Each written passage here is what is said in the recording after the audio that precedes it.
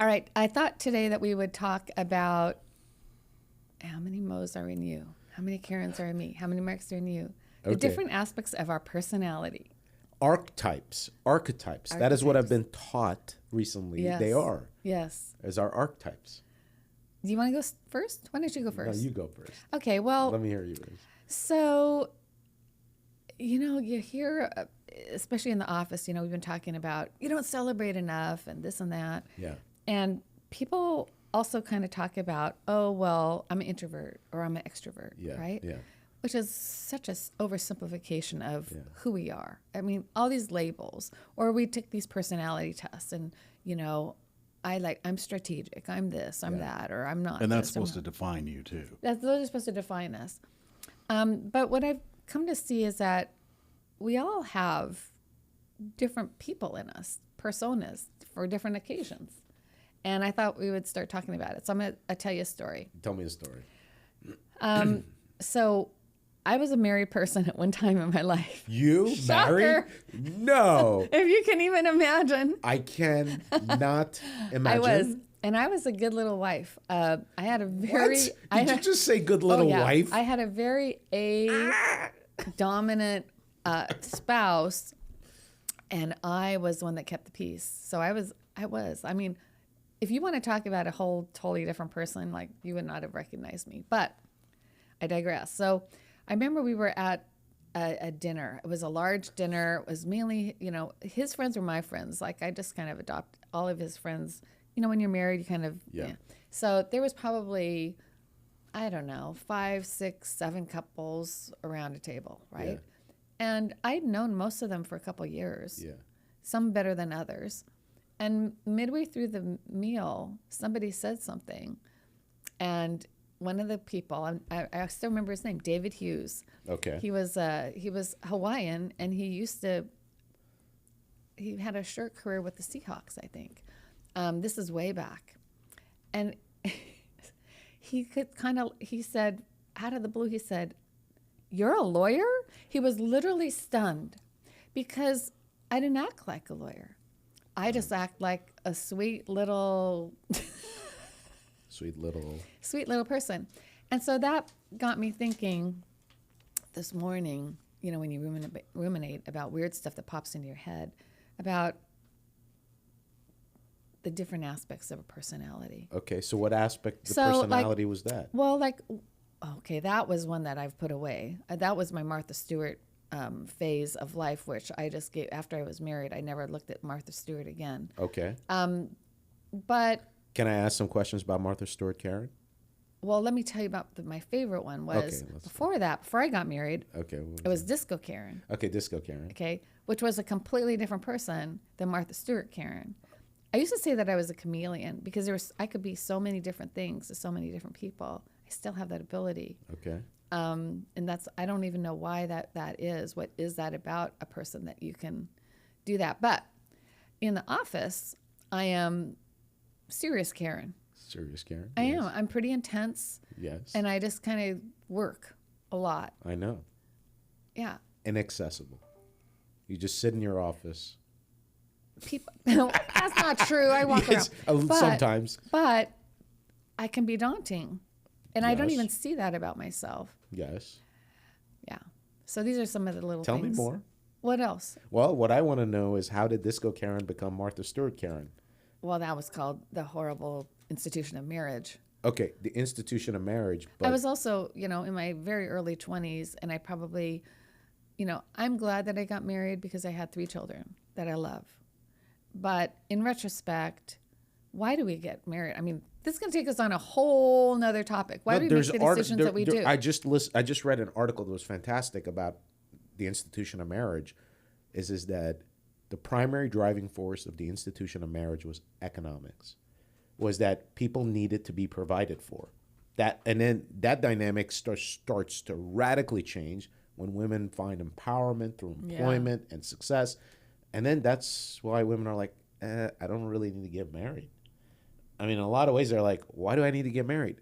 Because, the incentives are not there. The external incentives are not there. My question is, did Disco Karen become Martha Stewart Karen because she wanted a guy to take care of her? And no, Okay, then that was why? completely not it. I think it's more complicated than Okay, that. then what is that? I mean, I don't want to have that conversation here. Okay, that's not fair. We talk about, okay, that's Okay. not fair, Mike. She says, Okay, we're going to talk this is about so the- off topic. We're No, supposed to talk about the people inside of us. That's the inside of you. I'm I will asking- tell you. Okay, I will tell you. I've never ever exactly figured out exactly 100% why, but I have many suspicions. Okay, let's hear Okay, them. number one, I do think that there was a traditional, there were traditional bones in my body about like, I guess that's what you're supposed to do when you reach a certain age. Yeah. Okay. And I was in love. He was in love. Okay, love, So tradition. love. So And young. I mean, you were Young. You said Young. you were pretty. That's 6 years younger than when I got married. So Youthful energy, and tradition. and he was very traditional, which was always I wasn't really sure about that, but I was willing to do that. And that's the question I've never really been sure about, because I am not traditional in so many other ways. I think it was because of my life experience up to then. And my life experience, so this was in the early 80s, as you know, in the 80s, early 80s, mid 80s. AIDS had just been. AIDS was a raging epidemic. And like you didn't, I think there was safety in marriage from that. Okay, that's interesting. Culture. I think that perceived safety, not real safety. perceived safety. That's right, Mike. I mean, I don't know exactly No, why, you've but identified some. these are some of the qualities. reasons. I think that probably in the back of my head, I thought, well, they always say that women marry for biology. Like, okay, well, would I have children? Okay, well, with this person. And I guess, that's another issue. Can I put out a potential suggestion? Yeah. How about just wanting to be with somebody, okay, who sees you for who you are, and being with. Don't know that he ever saw me for who I was. Well, I'm not saying. I'm saying that maybe that was ultimately the outcome, understanding, but at the first instant, when you go into a relationship and say, "I want to be with you for the rest of my life," what you're doing is saying that I want to be your partner in life, and I want you to see me for who I am, and you want them to see you for who you are. I was not that evolved. Okay. And and what I remember is that when we went and got married, we had the marriage ceremony. Yeah. As soon as it was over, I wanted to go back to my parents' home. I did not want to go. You didn't want to hang out with them? I remember feeling like that's when I freaked out. Like, he freaked out before we got married. Like, not freaked out, but he was a little nervous beforehand.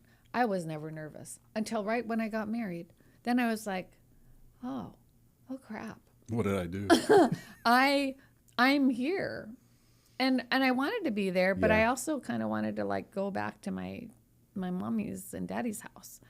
It was a weird thing. I told him about it. So it wasn't Romeo, wherefore art thou, Romeo? Well, there wasn't the romance. No, there was Romeo. Okay. That's why I'm saying, like, this is weird. I told you were going to take us completely off topic. I didn't. We're talking about the personality of Disco Karen turning into Martha Stewart Karen. Yes. And what you've described to me, tell me if I'm wrong, is that there are a variety of external factors, culture, times, and wanting to do what you believed was correct in the context of where you were in your life that drove you towards this particular direction, plus romance. And I think that's that. I also had an unhealthy ability to make myself into what I thought the other person wanted. That's interesting. Yeah. Don't you think, though? I mean, to get back on topic a little You've bit. had a very successful marriage. Yeah. Well, it hasn't been easy. I'd say that. I mean, it's both for her and for me. Yeah. But I think that's you guys have been married for what, 30 years? 30 years. Yeah. Well, it'll be 30 years in August. You better do something nice. We're going to Amsterdam. Oh, nice. But to get back on topic, don't you think that your other personalities come out at times when they're needed? Yes. When it's, like you said, after your wedding, you sort of regressed into what you were in a younger person. Where when you're in trial against, a firm that's working for a giant corporation, you're going to turn into someone else Yeah. who's got some armor and might be a little bit more forceful than another part of yourself. Yeah. I have always been a very good advocate for others and not for myself. That's something that's very common. But, trial Karen is completely her own being. That's the performative part. I've always said, the most related people that I've talked to are like actors. And it's not that I'm acting, but we are literally up there giving a performance of life. Well, it is a performance. Yeah. Speaking in front of a jury is very much a performance, I think. And that's one of the reasons why, when you see younger attorneys, they're not often ready for that because they were kind of taught to be that prototypical lawyer. Yeah. And they need to work into their persona. Yeah. Yeah. So, and normally, see how pleasant I am? You're very Well, I pleasant. took a deposition last week of an expert. It lasted 21 minutes. And it wasn't pleasant. Can you, I was horrible the as whole you time. as you talk about that, can you quickly explain the difference between deposing an expert and a layperson? Yeah, like this guy had been hired about 2,000 times, and he was a professional witness. And normally, when most people take expert depositions, they take hours. And I've gotten into the point where I don't want to take more than an hour, so it's kind of almost like a goal to see how quick I can take it. I don't ask them anything about their background because they gave me a CV, and all I have to do is look at one of the other 1,000 transcripts to see What they're gonna say. what their background is. I don't need to know what your school was and this or that. I can ask that 3 questions and shut it down. But I want to get right there to and their report. They gave me a report. I don't need to go over anything that they said because it's all written down there. They're going to have to stick to that. I want to do a couple other things, but that is more ruthless, Karen. Yeah. And I know you have a ruthless Mo, so let's segue. Segue to me? Yeah. Okay. I do want to say for ruthless Karen that it can become a shock when you see it. Yeah. If you're not used to it. Oh. Because I'm so normally sweet and kind. Yeah. And how did clients react to that? Oh, they love that. I mean, that's Yeah. what they want. Yeah. Yeah. They don't want me to just be sweet. Yeah. They Yeah, and need- when you're all nice when they come in, they're like, Yeah. how's this going to work? How is this going to work?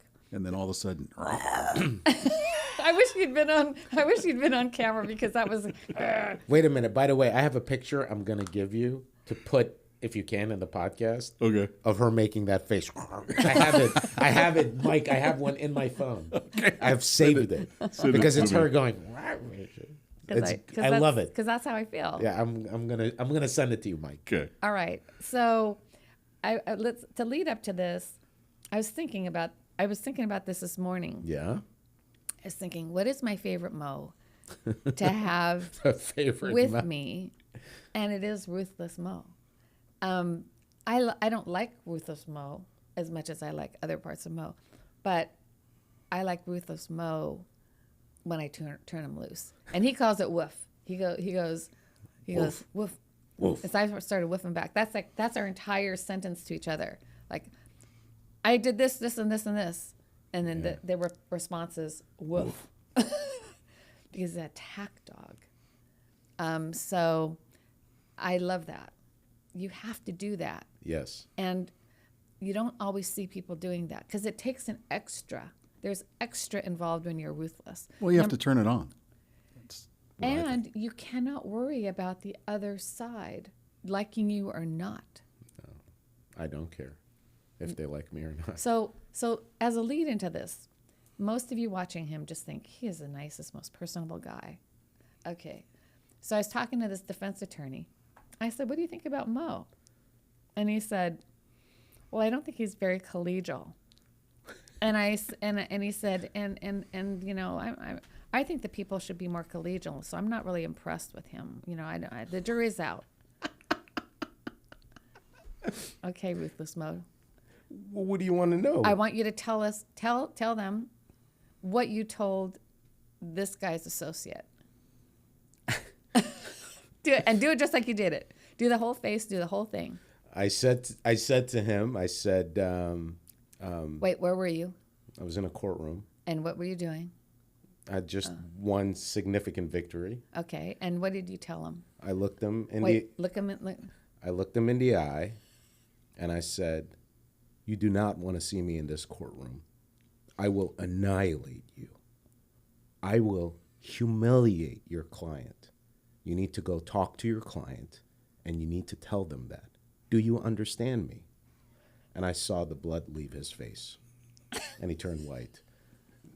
This is my favorite part of Mo. This is so good. I mean, I was dying when he told me this because it was so good. I think that's what I said. But I meant it because that's how I felt. You know, yes, it was necessary to be that guy at that point. It was absolutely necessary. And sometimes you have to just be ruthless because... What does it feel when you're ruthless? Tell me what you feel like when you're ruthless. I feel physically powerful. I feel as though I'm like grounded. I feel calm. I see things clearly. I see people's vulnerabilities. They become almost enhanced. And I see their weaknesses, even though they suggest they have power. And I just drain the power from them. How do you drain it? Through my words, through my presence, my physical presence, my cadence, how I speak, and you know how I walk up to them, how I stand near them, how I look at them. It is like animal qualities that I have developed over years. What do you think about this, Mike? Did you know that he had this in him? No, not until recently. That's for sure. I mean, you know, I didn't really know him before he was hired here at all, and so I didn't, and you know, right off, he wasn't right into a case that I was part of or that I knew anything about. So it's only recently, and also on this podcast. So imagine that you got Ruthless Mo, right? Like that. So the way that it works out in me is I am not physical. I do not have his voice. What I do is I will say stuff like, you have no case. See, but they call you the Velvet Hammer for a reason. You're more subtle. Well, there's a point to my words. Yeah. And, you know, and I'll mock them, which can be very irritating. Yes. But yes, we do it very differently. Yes. Together, it's pretty inescapable. I mean, Well, that's what I was going to say. And that's one of the things about this firm that I like is that you often have attorneys that are complimenting each other when they go to trial, and that can make a big difference. And it also helps a lot for the younger attorneys to be able to experience that a little bit. Yeah. yeah. All right. So Yeah. let's not scare anybody else with Ruthless Mo. Yeah. Tell us about some other Mo's. Oh, other ones are Little Mo. Okay, we already talked about Little Mo earlier. Little Mo. Look at. See, he went See? right to And Little Mo. there's Poet Mo. Well, we've heard talked of about Mo. that a lot. There is Shadowlight Mo. What is Shadow Like Mo? Shadowlight Mo is the Mo that lives between the light and the dark. He is almost in a space where he is sort of trying to figure out his life. You know, he's a little bit ambiguous. He is spiritually oriented. Then there is Wise Mo, who brings wisdom to the other Mo's and helps organize them. Who's Basketball Mo? Basketball Mo is Rascal Mo. Huh? Yeah, Rascal Mo. Rascal Mo, he's just a rascal. He just likes to run around and be a little rascal on the basketball court and play. And then there's Divine Mo, which See, is... Mo has thought about this way more than we have. Well, the archetypes that I've developed have been developing throughout my life to manage my lived experience. Yeah. You know, and so it's just like been helpful to live life through, because, you know, otherwise you don't know why you're acting the way you're acting. I don't know. I mean, you know, sometimes you're behaving a particular way, but you're really behaving a particular way because you're unconscious about a lived experience. And when you start to realize a lived experience, you know, a bad relationship or, you know, trauma or any of that, you start to realize what part of me is really behaving right now. And then I think for me, it was super helpful to try to organize them into distinct archetypes so that I knew what I was dealing with. And sometimes I have trouble managing them. Well, I mean, I will admit. but I mean, you know, again, you know, we have a lot of differences because Yes. because I have many of us have trauma, and then there's trauma, like the bombs are falling. Yes. You're growing up in a war-torn country. Yes. You can hear the bombs. You know, there's bad things that are happening to you throughout your childhood. So you have a trauma response that is a severe trauma response, and these different modes are helping you live. Oh, yeah. Yeah. They help me make good decisions. Yeah. But they also have made me a successful lawyer. Yeah. You know, I mean, I think they have. But I think that where I'm comfortable is talking about them to people at work. You know, that's important because at the end of the day, I need to feel safe Yeah. with the people I'm working with. Yeah. And I don't mean that physical safety, Mike. I mean like safety. Yeah. You know? Vulnerability. Yeah. And so that I know that I'm with people who know me. Yeah. And so, yeah. I mean, how many archetypes do you have that you've identified? A couple. Well, I'm not as thoughtful as you are. I'm not as self-aware. I disagree with that, maybe. So much of me is internal. That you just know haven't that. externalized. Yeah, like I I see. can't even tell you like what was, you know, I knew back then because I went through therapy of like, you know, how did I get into this situation? Yeah. And a lot of it is like, what are you attracted to and why? Like the mystery of that. And it typically involves your parents. Yeah. And my mother, you know, as I've told you before, she was, you know, very manic bipolar.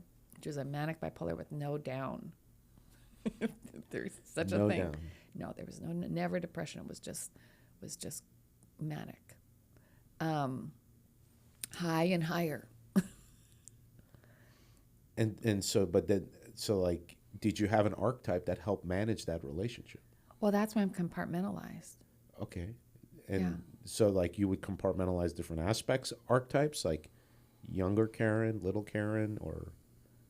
Well, when you have, you know, for me, it was more simple, I think, and not as, I don't know.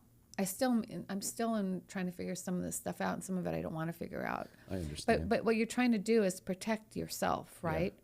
And you want more certainty or more stability, and so you figure stuff out.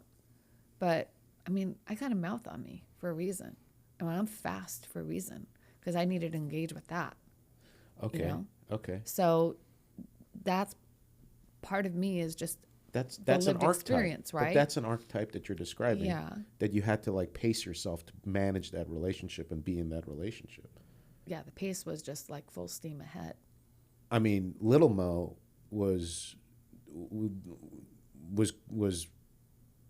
the person that got love. Yeah. Ruthless Mo doesn't get love. Yeah. You know? But Ruthless Mo doesn't need it. Yeah, I was going to say he doesn't want it. He doesn't want it, right? Yeah, Yeah. that's right. He's rejected it. Yeah. and so I always think that, like, I don't know. I mean, I think it would be an interesting exercise to sit down and actually, like, imagine there's a conference room Yeah. Well, and all the sides of you've invited, yeah. and you would say, like, who's who, and then put them at the table. Well, you've known me for a year. Yeah. Haven't you formed impressions? How many Karens are there? I have identified at a minimum 4 archetypes. What I are was going they? to say 4 Huh? at least. What are I was going they? to say 4 at least. Yeah, 4 at least. One is the maternal archetype. I definitely You have that. one of the strongest maternal archetypes I do. I have seen. The other one is like beyond ruthless, Yeah. almost like a savage, like a dangerous beast. Is that, that Did you just say yeah? Like I did. yeah, like it's savage. Like I've identified that archetype. But it's not. It's not a bad thing. Savage is a tough word to use, Yeah. Okay, in my well, opinion. but, can I just defend a word real quick? Go ahead. Okay, savage, I think, is not a bad word. I think it's an incredible positive way to describe the fact that your ruthlessness is so unpredictable that it's almost savage, and it's like it's an incredible strength. It terrifies people. So I think it's a positive word, but I'm willing to give it up. I if you just convince feel me. that savage brings forth the idea that it's uncontrolled, and it's not. That's Yeah. my thing, is that it's a very controlled, powerful position. I don't know what I would use necessarily to describe it, but when it's turned on, it's scary. Yeah. well, because I think what I do is I'm very calculated and fast. So it seems like I haven't thought it through. But one of my things about me, if you know me, is how fast I process. Yes. So I always think. Yes. I'm very rarely, you should think before you speak. That I only hear that when I'm like, everything's off. Like I'm not on. Like I'm just being lazy with my kids and I say something stupid. Because otherwise, when I'm in this arena, I'm not going to say something without having thought it through. I just think it through quick. And what I want to know is, I'm going to have identified your weaknesses, and I'm normally going to just go right at it. Yes. Kind of like you, but in a totally different way. Yeah. The other thing is your divine archetype. You are incredibly have divine wisdom. You have a higher consciousness wisdom that How many was that? 3? That's 3, and so I think that, like, that I've seen you bring to bear and, like, calm a situation and, like, quick. You'll walk into a conference room and there'll be tension and you'll just speak a couple of words and it calms everything down. And then you just start talking and everybody just starts listening and they trust what you're saying. And you like lead people towards the water. You go, this is the way. Come on, let's go. And you don't use any of the other 2 archetypes to get us there. But that's an incredible leadership quality you have. The last one I'm going to hold back a little bit. All right. I don't want to tell you. Uh-oh. I'm not going to tell you the last one because I'm still watching it. Figuring it out. I'm still figuring it out. Well, I'll bring that one. Come on. What I think is the 4th one is private Karen, that you don't see very often, that likes to go to movies and likes to go running to get peace and, be with her family, stuff like that, which is a totally different Karen that most people don't see. Even people at work probably don't see it very often, if they do ever. But what I was going to say too about the scary part, one of the scariest things, that I think that this is the reason that other attorneys are afraid sometimes, is that you make a decision and you stick with it. Yeah. You know that just you're talked right about when you've flip-flop. made the Oh, choice. yeah. You and then you don't back off, which some people will make that choice and then be like, waffling back and forth. Did I do the right one? I don't think you do that. Yeah. At least not that I've seen. Well, when we're talking about the decision that needs to be stuck with, because I will change my mind. But that's different. Yeah. There. So what I feel like is, I don't ever make a threat. I don't like threats. No. I think that they're punk moves. I think threats are just silly, and a lot of lawyers make a lot of threats. I just believe, like, this is the way it's going to be, and if you do this, then this is what's going to happen. And I think I've done it enough that people understand that that's true. So then it helps them make an informed decision about what they want to do next. Because I'm not just making a threat that I may or may not follow through No, on. you're going to follow through. Yeah. I mean, okay, so the fourth one, Mike kind of sort of touched on it, so I think I can talk about it. It's what it is that it's because, like, over the past year and some months that we've gotten to know each other, I've gotten to know you as a friend. And there is, like, this private aspect to Karen, but there's a playfulness that is my favorite archetype. Because when you are in what I call in the sandbox with Karen, and, you know, when we're in the sandbox and we're just playing with our toys and playing with our sandbox, it's, I got to tell you, my time, like, almost stands still for me. And it's just such a pleasurable place to be in. And sometimes when we're working, we're in that space, and I could care about nothing else. And I just want to be there and just keep going. Isn't this true for all of us, that one of the most fun things that we can do is have fun? Yeah. Yes. I mean, that's why we like doing this. Yeah. You even like it. Yeah. It's very fun. I mean, first of all, we get to know each other really well, but it's also pretty fun and funny. And, you know, I'm not motivated by a lot of things that other people are motivated by. I'm motivated to work because I like it. And I like it because, of course, you know, you can talk about all the higher principles, you know, you help people get justice and all that. But I also like it because it brings me a lot of joy. That's right. And That's right. And yeah, I mean, especially when we're kicking someone's ass. Again, the reason why it feels so good is because they deserve it. Yeah. And when you're just watching them, like, choking, and you're just thinking, you're not being gloaty because you want that lawyer to suffer, but you're looking at what that lawyer is doing, which is trying to destroy your client. Yeah. For what? For an insurance company? Like, gross. Yeah. Yeah. Yeah. But you're also playful and fun and kind of, Thank you. You know, so that's just, I think that's my favorite archetype. Yeah. Even though I like the other ones, that's my favorite one. So okay, Mike, what's your favorite one? Of you? Of you? Of me. Yeah. Yeah, Mike. What are your archetypes? Oh, my favorite one is artistic Mike. Music. Because that's when everything's clicking, when I'm playing music, whether it's alone or with other people, and it's usually more when it's with other people, that's when everything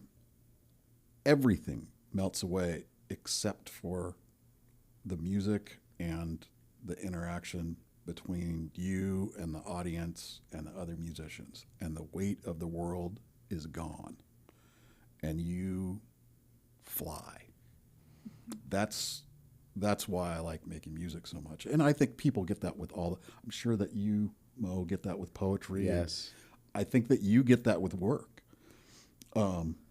When that stuff happens, that's the favorite. And I mean, I think that becoming more of who we are, realizing our archetypes, for me, it's a constant conversation in my head. You know, everybody, or most of the people I know, have a monologue that's running in their head. But I got a team, and they argue. And some of them try to be in charge, and some of them don't want to be in charge because, like, little Mo might not want to, you know, might sort of be timid to the other Savage Mo, Yeah. Ruthless Mo. Yeah. But you can't let Ruthless Mo run the whole thing because then you'd be a psychopath. I know. Yes. But I think finding the balance in between all the archetypes and having them work together at once is when you become a person. And it takes a long time. Some people, maybe that happens earlier, but most of the people that I know still aren't there yet. And, I'm at least a couple, 3/4 of the way through my life, I think. So, but it takes a long time. And I think a lot of people don't ever get there because they don't even realize the archetypes or don't want to admit them. Yeah. Yeah. What about you? My favorite one is, that's hard. I think Wise Mo. He is maturing more as I get older, and I'm realizing that he is going to be the next step in my personal and professional evolution. That he leading the charge of the other Mo's. That's the one I'm focused on right now. What about you? Well, first of all, I really love being a grandma, but that's not, and that's granny personality. But for me, when everything is clicking for me, and it can be a variety. It could be when I'm in the zone writing, like when I write a settlement demand, or when I write when I'm just writing, when I'm certainly in trial. And I just love it so much. There's something about, and it's the way that I process, which is, I prepare, obviously I prepare a lot, but then I don't orchestrate how it's released. Yeah. I really trust myself. I trust my brain to know it. I trust myself. And when I'm in the zone like that, it feels like other world. When it comes out, it's very much similar to music. Yeah. It's just coming out, and it's just the way it's meant to be. And there might be a couple little boo-boos, but you don't even care. But it feels so good, it doesn't matter. And it's coming out, and it's everything combining. It's not just creativity, it's everything that combines and then comes out, and it's just like a flower. By the way, I think that's good. That's a good description. Karen.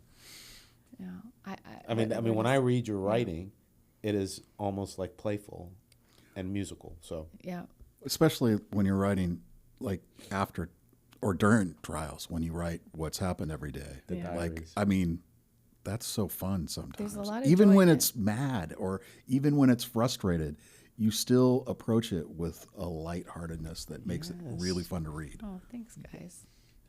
Yes. Well, that was an interesting conversation about all of our stuff. Yeah. I agree. Thank you. All right.